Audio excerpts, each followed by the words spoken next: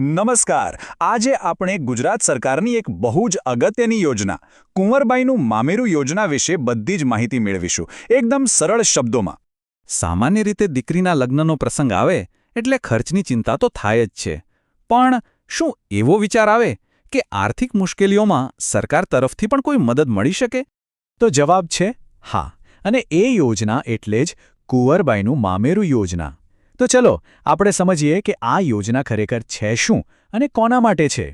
જુઓ, આ યોજના ખાસ કરીને એવા પરિવારો માટે છે જેઓ અનુસૂચિત જાતિ એટલે કે એસસી, અનુસૂચિત જનજાતિ એટલે કે એસટી, સામાજિક અને શૈક્ષણિક રીતે પછાત વર્ગો અને આર્થિક રીતે નબળા વર્ગોમાં આવે છે. સરકાર આ પરિવારોને એમની દીકરીના લગ્નના ખર્ચમાં થોડો ટેકો આપે છે. સવાલ એ થાય કે આ યોજનામાં આર્થિક ટેકો તો મળે, પણ કેટલો? રકમ કેટલી છે? તો આ યોજના હેઠળ દરેક પાત્ર દીકરીને લગ્ન સમયે પૂરા 12,000 રૂપિયાની સીધી આર્થિક સહાય આપવામાં આવે છે. અને હા, અહીં એક વાત ખાસ ધ્યાનમાં રાખવા જેવી છે. પહેલાં આ રકમ 10,000 રૂપિયા હતી, પણ સરકારે એને વધારીને હવે 12,000 રૂપિયા કરી દીધી છે.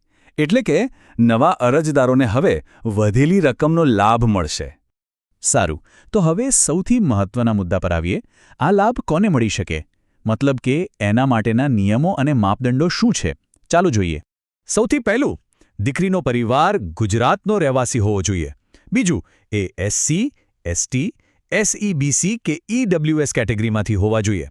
અને સૌથી અગત્યનું, જે કાયદાકીય રીતે પણ જરૂરી છે, કે લગ્ન સમયે દીકરીની ઉંમર ઓછામાં ઓછી 18 વર્ષ અને છોકરાની ઉંમર 21 વર્ષ પૂરી થયેલી હોવી જ જોઈએ. આ સિવાય બીજા પણ કેટલાક નિયમો છે, જેમ કે પરિવારની કુલ વાર્ષિક આવક 6 લાખ રૂપિયા કરતાં ઓછી હોવી જોઈએ. અરજી લગ્નની તારીખથી 2 વર્ષની અંદર કરી દેવાની હોય છે.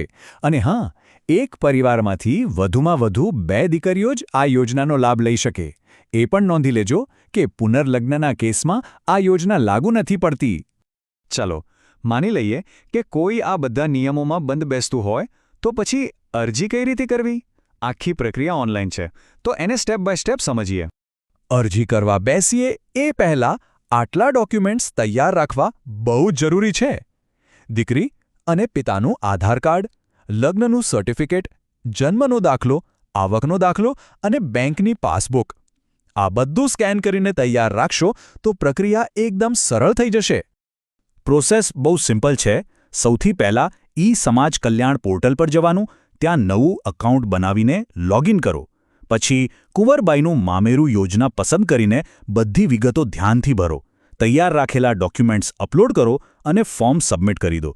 છેલ્લે જે એપ્લિકેશન નંબર મળે એને સાચવી રાખવાનો, જેથી સ્ટેટસ ચેક કરી શકાય. બધું વેરીફાઈ થયા પછી પૈસા સીધા બેંક ખાતામાં જમા થઈ જાય છે. અને આ રહી એ વેબસાઇટની લિંક. આ જ સત્તાવાર સરકારી પોર્ટલ છે, જ્યાંથી ઓનલાઈન અરજી કરવાની રહેશે. સારું, બધું સમજી લીધું, પણ અરજી કરતી વખતે કોઈ ભૂલ ન થાય એ માટે ચાલો છેલ્લી કેટલીક પણ ખૂબ જ કામની વાતો પર નજર કરી લઈએ. 3 વસ્તુઓ ખાસ યાદ રાખજો. પહેલું, 2 વર્ષની સમયમર્યાદા ચૂકાઈ ન જાય. બીજું, ફોર્મમાં કોઈ પણ માહિતી ખોટી કે અધૂરી ન ભરતા, નહીં તો અરજી રદ થઈ શકે છે. અને ત્રીજું, જો દીકરીના લગ્ન સમૂહ લગ્નમાં થયા હોય તો પણ એ આ યોજના માટે અરજી કરી શકે છે. તો ચાલો ફટાફટ એક રિવિઝન કરી લઈએ. યોજનાનું નામ છે કુંવરબાઈનું મામેરું યોજના. લાભની રકમ છે 12,000 રૂપિયા. અરજી કરવાની છે ઓનલાઈન ઈ-સમાજ કલ્યાણ પોર્ટલ પર. પરિવારની વાર્ષિક આવક 6 લાખથી ઓછી હોવી જોઈએ અને લગ્નના 2 વર્ષની અંદર અરજી કરવી ફરજિયાત છે. અને અંતમાં ચાલો એક વિચાર સાથે આ ચર્ચા પૂરી કરીએ. આ તો થઈ તાત્કાલિક આર્થિક મદદની વાત. પણ શું દીકરીના લગ્નને ટેકો આપતી આવી સરકારી યોજનાઓ આપણા સમાજ પર લાંબા ગાળે કોઈ મોટો સકારાત્મક પ્રભાવ પાડી શકે છે? આના વિશે વિચારવા જેવું ખરું.